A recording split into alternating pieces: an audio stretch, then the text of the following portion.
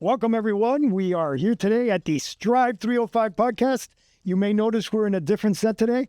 That's because our guest today is so tall, he didn't fit in our other studio, so we had to put him here so he could fit and then give him the more relaxed look. Irvans and I are kind of loving this feeling right now. It's very exciting. Isn't it very romantic? I feel romantic.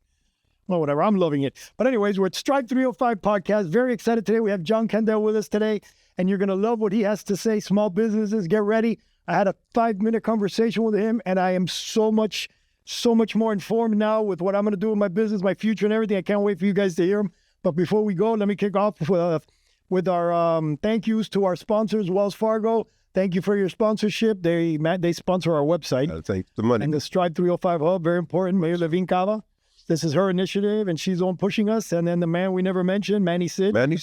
Manny doesn't like to say his name, so we just say it. Like, very humble. So or Manny Sid or Sid Man. Say it for him. And then, of course, the young man you met today, which I'm sorry, I tried to get you in here without having to meet him. The owner, Graham Miller and Michael Miller. Graham Miller here. Thank you to them for the beautiful studio we have here today. And backup studio, because this is our backup. This is our backup studio. I love it. Not too shabby, though. I like this better. But anyway, so also we have an announcement. We have Mayor Levine Cava is coming to us at October 8th, Miami Lakes Chamber of Commerce. Go to the MiamiLakesChamber.com website, get your ticket, register, and meet us there. We're going to do a big Strive305. What date? October 8th. October 8th. 11:30 a.m. at the Miami Lakes Hotel. Very nice. And we're going to have a big Strive305 little thing going on there too. So I'm super excited about that. And then we also have Elevate Small Business Conference. Irvans, tell us about that, because that's Small Business Conference being hosted by Commissioner Eileen Higgins. It's for small businesses and entrepreneurs. It's really just an opportunity for them to hear some great speakers, connect with some great resources, some great workshops. You should totally check it out, honestly. It's going to be at Miami-Dade College, Wilson campus on October 24th. What day is that, Tico? My birthday, and he's making me go. Whatever, that's fine. He's going to buy me a drink. That's it. Like I said, I'm going to buy him a cupcake, but I think it's going to be a great event. You should totally come out, and we hope to see everyone there. All right, very exciting. I love it. All right, now let's get to you, John. Are you ready? Ready. All right, I love it. So John Kendall, product manager, small business coach and consultant, 12 years of hands-on experience across product management, operations, marketing, supply chain, and e-commerce. And your claim to fame, at least for up to now, was Toppy Toddler USA? That's correct. All right. Oh, and also I have something here. I took a note down. I want you to tell us after you're done with the beginning. I want to talk about AI data strategy that you have that on your, I believe, on your website. Right? It's the next big adventure, for small businesses. So if you can get a little bit of that into the topic, I'd love to hear personally myself. And then now we're going to hand it over to Irvans, the smarter, intelligent, better looking one that I mentioned. Did you notice the paparazzi outside? That's all for him. As you could tell. Cool. All right, go on. Me. What he's got to say, I'm excited about. So what is, what is the name of your business? The business I sold was called Toppy Toddler. But right now, like the business you're in, is this John? It's Kendall Analytics. Kendall Analytics. That's correct. Awesome. And what actually inspired you to become a small business strategy coach? Well, first of all, I want to say thank you to Tico and you, Irvans, and everybody at the Strive305 team somewhere in here. And of course, our mayor, Daniela Levine Cava. Yeah, I had to get the middle name, and Manny Sid as well, too. And everyone here at the Community News Center. I was actually a single father with a 2-year-old and a 6-year-old when I first decided to start my business, and a restaurant cook at the time as well. Wow. I poured thousands of hours into doing everything in the business. I built the website. I made the product. It was a toddler bib. I made the product. I did the photography. I did the sales. I did the marketing. I did the social media. I did the accounting. I did the finance. But none of it seemed to grow the business. And on top of that, I was seeing other people in the same industry who seemingly went from zero to what looked like millions of dollars in just a couple of years.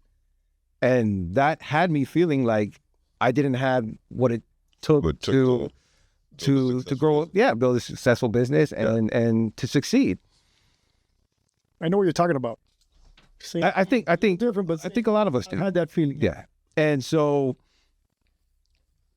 I didn't want to go back to being a cook. I needed to be there for kids as a solo full-time parent. And so then I went out and got guidance from a mentor. And that completely changed my direction. I cut out all the busy work I was doing because I thought touching up the website, a better this, a better that, a better tool. Today, the equivalent of adding AI would fix my business, would cause me to grow, but none of it seemed to do anything. I cut all that out and only focused on the things that actually grew my business. After that, my business took off. Several years of consistent growth. And then fairly recently, the decision came to play out. It's like, well, do I sell the business? Is it going to take me to retirement? Looking at the market, being analytical. That's what I do. Look at the data, look at the trajectory, look at the resources I have. Is it a good time to sell? And so I just threw it out there, got a great valuation, and I sold.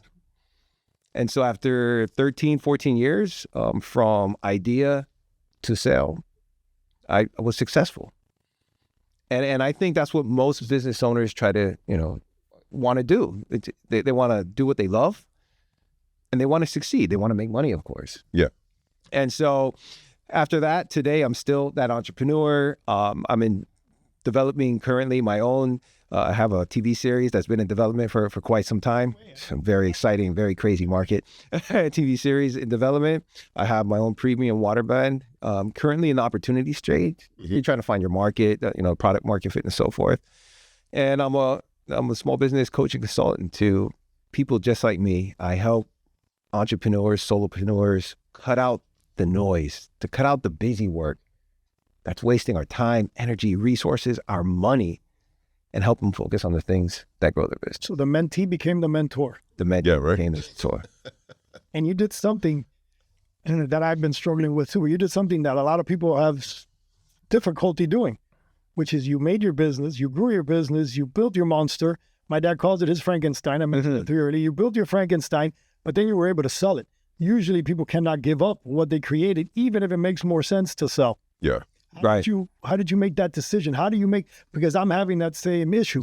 I'm stuck in the middle. Is it right? I'm afraid to do numbers. Right. Because I think the numbers will tell me I'm better off selling than continuing with what I'm doing, and then focusing, getting rid of that busy work. I got up at 4:30 in the morning so I can get my busy work done before coming here because it makes me feel like I'm being successful by doing that busy work. Also, it's part of your identity as a person. Who are you? You are the business. But the step that you did is huge. How did you get there? How did you able to do it? Well, it's a money and also looking at the market, right? It's an online business. I'm competing globally. You're competing against Chinese manufacturers. You're competing against everyone. Competing against businesses that are backed by venture capitals, or private equity, whatever the case may be. And so it's the toddler bibs is a commodity. Yeah, we didn't. Yeah, it's a commodity. So we just said the name. So let me tell you how to start off. I think this would be very valuable because a lot of us might think our business doesn't match up to what we see out there. So when my son was 2 years old at that time, he was making a mess eating arroz con pollos, right? And here in Miami, that's rice and rice, beans, and chicken, con arroz, frijoles con pollo. And so I used one of my T-shirts to use as a bib, like a cape, but it was on backwards, and it would roll down, and he would just eat it, and it worked. I was like, this is great. Now, remember, at that time, none of this stuff existed that we sell on Amazon. None of this stuff existed. It was just the basic baby bibs.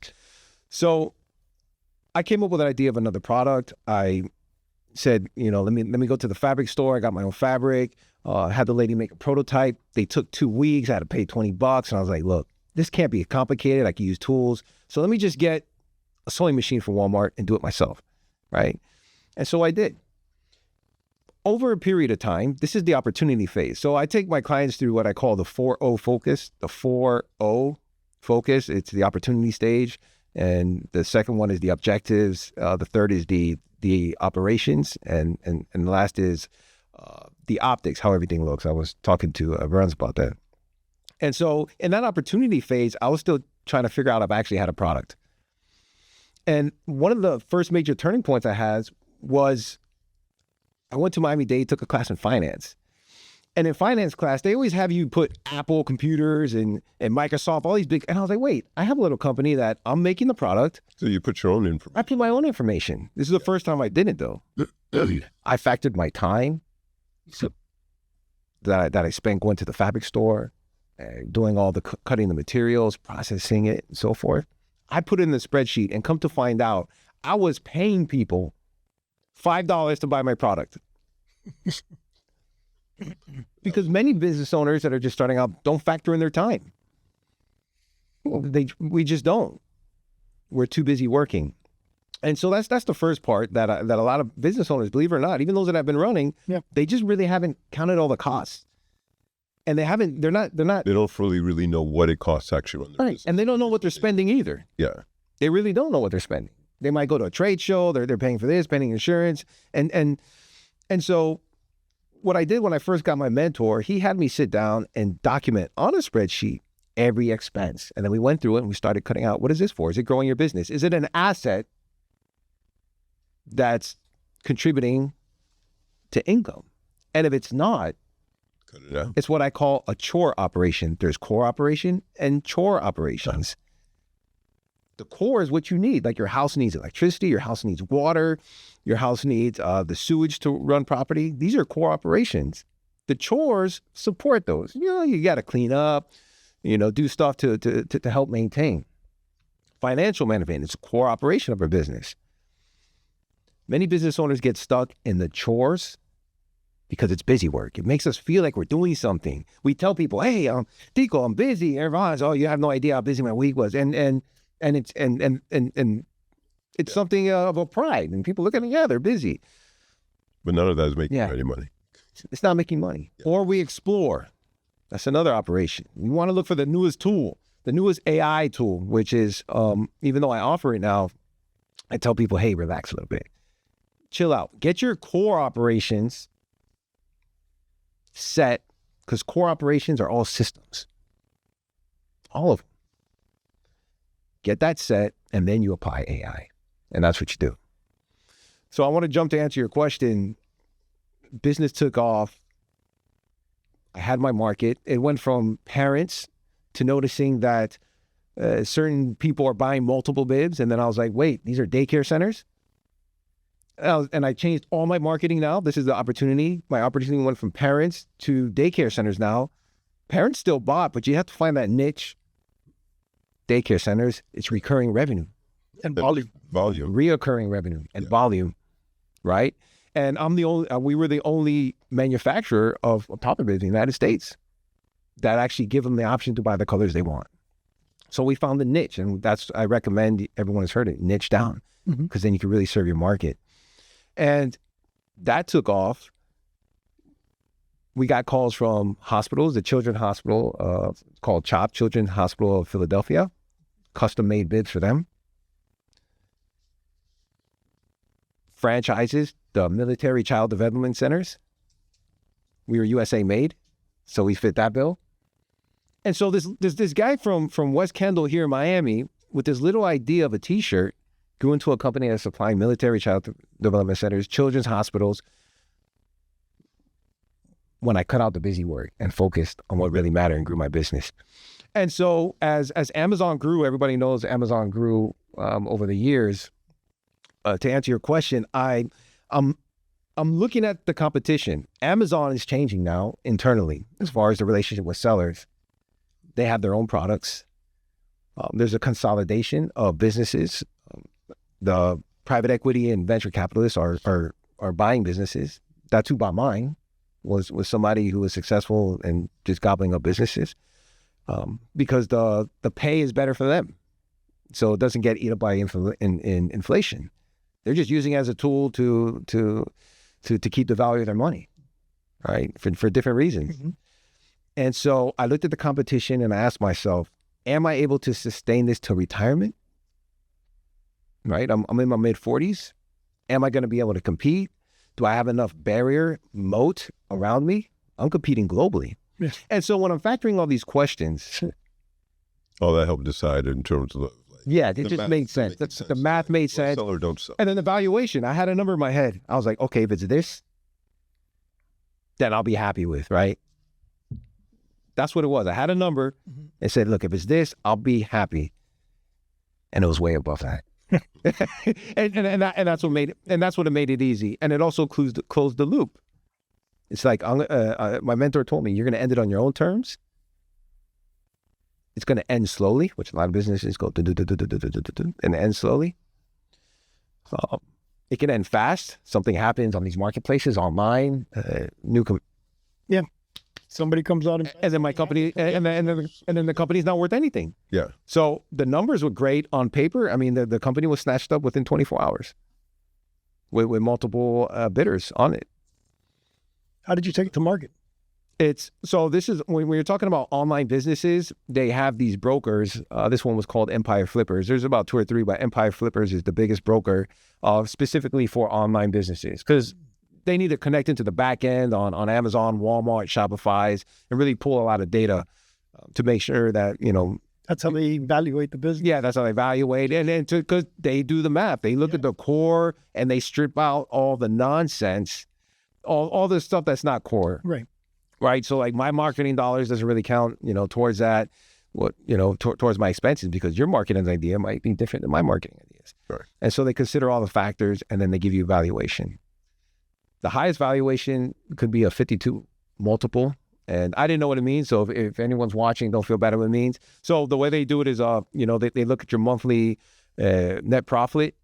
And so they do an average of the last 12 months and then they give a multiple to it. And so the highest was 52. Mine was at a 47. And then there's a lot of others that are like, 35 that sold and stuff like that. So those are at a high valuation. That's fascinating. I also commend you for one, understanding and knowing to ask for help. I think a lot of times as small business owners, we don't always think to do that. So I commend you for that and being able to, like Tico say, take it through the full cycle and get to the other end and selling it. Couple quick questions for you. What are the top 3 things you would wish the small businesses you support now knew before they came to you?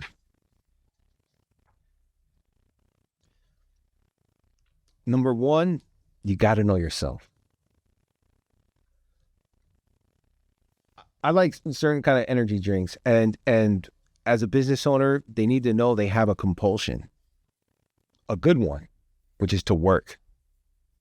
And that compulsion to want to work, to want to do, to want to use your hands, they need to know they have that. Because although it's good to get the work done, it's not building the business. A business is an entity in itself. And we want to just make ourselves a component of that entity. I had to make myself a paid person within that entity. If I was to hire myself, if I was to hire someone in my position, what would I pay them? I paid myself as someone who sewed when I first started. I had to figure those costs. So they needed to know themselves. Number 2, keep your ears and eyes open. There's value everywhere. When you own a business, everyone has ideas and they come tell you stuff and they're like, hey, have you thought about this? And be able to recognize it. Yeah. And a lot of it's nonsense. They're like, you're going to want to bite your tongue and just be like, I thought of that. I thought of that. But they're not. So I listen a lot. When clients come, I listen because I don't know. I don't know where they're at. I don't know the circumstance. I don't know what their life, is at home. All that matters. And so number 2 is keep your ears open more than you talk. I'm talking a lot now because I'm on a podcast. My son has told me stuff. I almost fired my employee. My son has told me stuff because the whole batch was wrong. I had like thousands and thousands of dollars, like bad reviews because they put 2 of the same buttons on the bibs and it couldn't close and just bad. And I just ran it by him. I said, hey, what do you think? And he was like 6 years old. And he goes, at this time, and he goes, no, you should be nice. And everybody makes mistakes because I was heated. It's your business. Yes. I was heated, and he brought me back to reality. He never made the mistake again. And so that number 2 is keep your ears open. I look at everywhere. If cameras weren't here, I'm looking all around the room. I'm looking at this. I'm looking at books, because you're feeding your brain data, and our brains are wonderful, and it would do stuff on its own. Ideas come from all different kinds of places. Information. Keep your eyes and ears open. Number 2, and number 3. It's going to be hard and messy, and that's okay. I mean, look at this now. This is the first time that you're in this room because of, whatever, because I'm here. It's a special occasion. You were a technical difficulty. But things happen, and it's part of the process. And you never know what's going to become of it. When my guy messed up, I always wanted to change from a 5-pack to a 4-pack because of the numbers, to get it below $20. But always been scared to, because I have to pull all my inventory out of the warehouses from Walmart. And with that mistake, everything blew up anyways. It blew up, so I had to recall it. You see what I'm saying? Yeah. And it increased production by 25%. And it brought the price point down to where it's like under $20, $19.99. People are like, oh, this is great. And it increased sales. Yeah. From a mistake. So it's messy. And I love the way you guys just rolled with it. You're in this room now, and the mistakes are going to happen. It's inherent. There's no way to escape it. And just to keep going and be humble. So those are the 3. How would you describe your coaching philosophy? Listen. I've had coaches, or even taking some courses, and it's just immediate advice. I even hesitate to give advice here, but I have to, say something. People are just telling you stuff without context. Because even the same thing in different circumstances, in different contexts, you know what I mean? It's totally different solutions. And so I listen to their story, where they're at. I look for behaviors, because a lot of it's behavioral. Yeah. Right? When we want to lose weight, well, now we got a shot. But, it's behavioral. It's what we do when we wake up, and what we do in our spare time. And shot can only go so far too. You still need to go exercise and do things too. It's like, and eat the right food, right? Yeah. And you need the right food. So, and behaviors and to manage them, because it's what's the saying, that our best quality is usually it's also our crutch as well. It's on both sides. So it's something it's a gift, and it just needs to be managed to a certain extent. Right. I think you guys do it well, right? You guys are a lot of energy. You need it. I was missing somebody like you in my business, because I'm quiet. Typically, it might not seem like it, but you need someone like this. This is the face man. But then you also need the person who's having different complementary skill. The smart one. You need. He's my favorite one, and the smart one. I get you. He's my favorite hype man. I only listen to every third word he says. Oh, don't worry about him. Two. It's. They're both genius ways of doing things. It's just done differently. Introvert, extroverts. Extroverts think out loud. They need that. They need that conversation to think. Introverts need time to sit and process information, and then they'll come back and say something. Both extremely valuable. 4th piece of advice, probably the most important. Don't do it alone. Don't do what I did. Don't do it alone. Don't do it alone. Look for someone that compliments you, and be willing to give up equity if you need to. But it's so much better with somebody else, right? It's so much better. Yes. Irvans had to give up airtime to have me here with him. And same with me. Yes, much better. I had to do this alone. I would have already quit. Yeah, I probably wouldn't have done it either. But listening to him, I'm listening. Did you notice? I have barely spoken because I'm listening to him. And you're inspiring me, because I told you got me at the right time, because I'm dealing with everything that you've talked about and everything that you're saying. One of the biggest things that you kept insinuating but didn't actually say is fear. Fear is the thing that stops everything. Yeah. And the fact that you did what you did with 2 young kids, single father, that right there, you beat fear. And I'm sure your mentor came along and helped you with that one, because the fear of failure, you can't afford to fail. I have 2 kids. I can't. I should stay here and be a cook. The fear of, losing all your money. And then when you were going to sell, the fear, is it the right time? Is it the wrong time? All that. all the fears what usually stops all of that from happening. And then everything that you've been saying now about, I think and not do it alone. And I have someone there that's sitting there waiting to help, but I try to do it all on myself and just try to manage everything.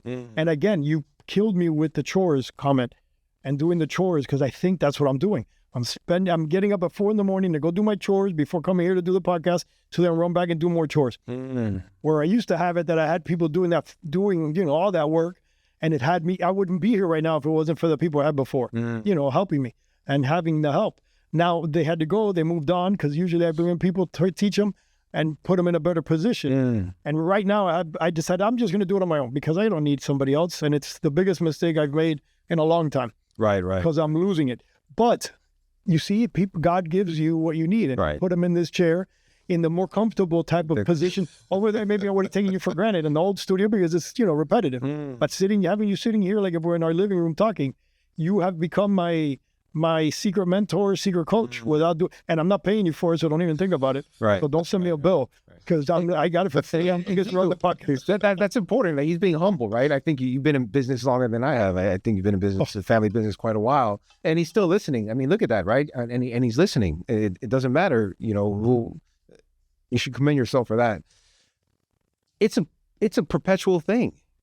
Yeah. It's like, it's not something that we master. It's okay. Let me recalibrate. Chores, I'm here, coaching people, right? Yeah. Do what I say, don't do what I do, right? Because I get caught up in chores. My thing is ideas. I'm an idea guy, and I follow it quick. I go and I start exploring the opportunity quick. That's great, because I don't procrastinate, but I got to watch out, because I'm doing one business, when I'm mentoring somebody, I'm like, well, this is a great business. This is great. They need someone like me to do the operation side and then cut out. And now I want to be Shark Tank and be like, I want to invest in your business. I want to be. It's a temptation. It's a temptation. Yeah. And even though that's noble and it's probably a way to do it, I get carried away with it. And I have to manage that and tame that lion side. So it's a process, and it's ongoing. Yeah. But there's so many people. You wouldn't believe how many people are out there, because we see them, we visit them, we go with them, that have but they're bogged down because of the chores. Yeah. I'm going to keep that word. I'm going to use that word in my future speeches and advice giving. Get stuck on the chore, they're there. And it's an interesting word, chores, because everyone thinks like it's the business or you're working, but in reality, it is chores. And chores in the household sense is usually negative. Right. And you don't look at it that way. But if you do use it in the business context, maybe we would look at that type of work differently as well, because more often than not, that's something you want to get somebody to help you with. Absolutely. And then you identify it as that. But if it's just business as part of the business, then sure, I need to do it all. But it applies to home too. Yeah. Because you have your chores at home. Yeah, I can go outside and cut my own grass. Right. Yeah, I can go and come inside and clean the house and do the laundry. But what is that doing? It's destroying the reason that I have my home, which is my family, my life. Yeah. Right? Because if you're spending your whole weekend, I've been doing this too at home. No, I can do this on my own. I can do this. And then do it on my own. My garage door, I was going to try to fix it myself. I go, what are you doing? I'm going to spend 2 days. It's going to affect my business, because I'm not going to be able to work. It's going to affect my marriage. You could call one guy and do it for 4 hours instead of... Yes. One at Lowe's and Home Depot, back and forth 5 times. I called the guy on the door, because it's literally his number. I just called. And I didn't even have to go home. He showed up, went in, had the call, poof, next thing I know, it's done and it's all set up. Now I can open my garage door from my phone. 4 hours, paid and it was... Yeah. So, but those type of things are things that you don't think. You think you're doing better by trying to do it on your own. You imagine I would have been here today full of grease for sure, because he had to change all the springs. He changed there. So, and then that applies to the business as well. And I'm doing that. I'm telling you right now, you're going to come with me now. I'm going to tell you everything I'm doing. And you're going to smack me and say, why are you doing this? Doesn't make any sense. And then there's additional ones. So there's the core, the chores, and then there's the explore, right? The explorer is me. The explorer, the exploring new ideas. And the last one is want more. Yes. We do it on our houses. Look at Amazon. It's 2 a.m. We're on Amazon scrolling. I want this in my business. We haven't figured out the core part of our business. We're stuck doing chores, and then we just want more. I want to get the the new laptop that has like 2 screens and an alien that comes out and tells me everything to do. I need to get a new TV. I need to get a better camera. I need to get the new iPhone. And it feels like we're doing something. We're spending. It looks nice. We tell people. They look at us nice, and they go, "That's very nice. That's very nice." And it's not growing our business. It's actually taking money. Because you're getting it before you Yeah, even. and I know someone personally who, you know, that's not me. The want more. I default, you know, just to exploring and doing everything myself, jack of all trades. But yeah, that one drains a lot of finances. The chores drains time. The want more drains money. Yeah. And see, Expensive. you know what I like about this studio? The other one, it's like a little clock, right? And I'm responsible for it. But in this one, we got that big giant thing over there. You see what it says? Big countdown What does it say right there? Zero. Zero. That means- Zero. That means That's get too much. it's past time. Yeah. And any minute now, Alex will start throwing stuff at me. Our producer, he will throw things at me if I don't end it. But I knew this conversation was going to be That's good. great. And I don't want it to stop, but we have to or we'll get in trouble. John, thank you so much. A pleasure. Tell everybody about you and how to find you. So that, Yeah, how do we find because you? if not, they're not going to know how to get How do on. we It's find my your name on the sources? screen. My name's on the screen. It's johnkendale.com, JOHNKENDALE.com. All right. Yeah, that's perfect. Reach I out. have your own website. I You like should totally sign up on the Strive305 website as a resource as well. Yeah. Yeah, so that when people research Okay. coaching, because again, that's why we're here. I forgot. And listeners, Yeah. take advantage of the resources. Strive305 network. Get involved. Everything that Miami-Dade has to offer. What our mayor's doing. Get involved. Get involved. Get involved. Because that's where your ideas, your thoughts, and And connect with other like-minded Their people support. as well. Yeah, yeah, gonna come from. I'll shut up now. No. Very cool. Thanks, Grace. good. Thank you very much, Irvans. Thank you again. You're the Thank you, best. Tico. Alex, thank you back there. And yes, I'm sorry for going over time. We're done, everybody. Love you all. See you next time.